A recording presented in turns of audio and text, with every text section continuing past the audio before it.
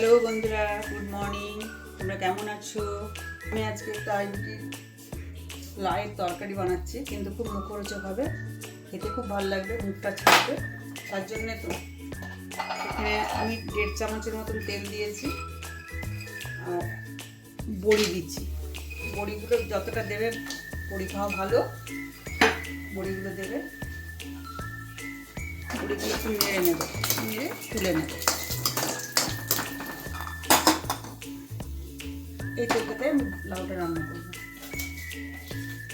তেজপাতা দিলাম, শুকনো লঙ্কা ছিঁড়ে দেবে না, এমনি গোটা দেবে।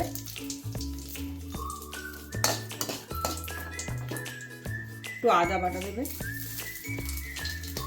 আদার সাথে একটু নুনটা দিয়ে দেবে, তাড়াতাড়ি মেল্ট হয়ে যায়।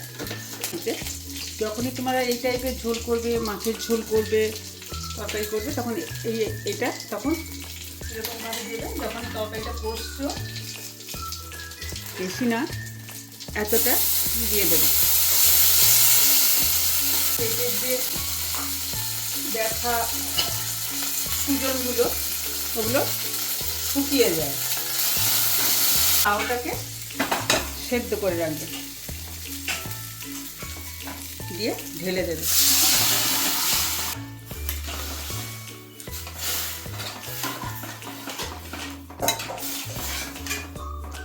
এখন বড়ি দেবো না, এখন এটা ফুটে নে, মশলাটা ঢুকে যাক।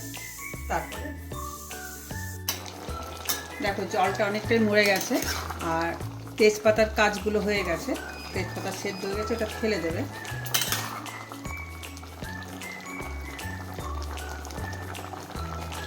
এগুলো দিয়ে দিলে, হলুদ দিয়ে দিলে একটু,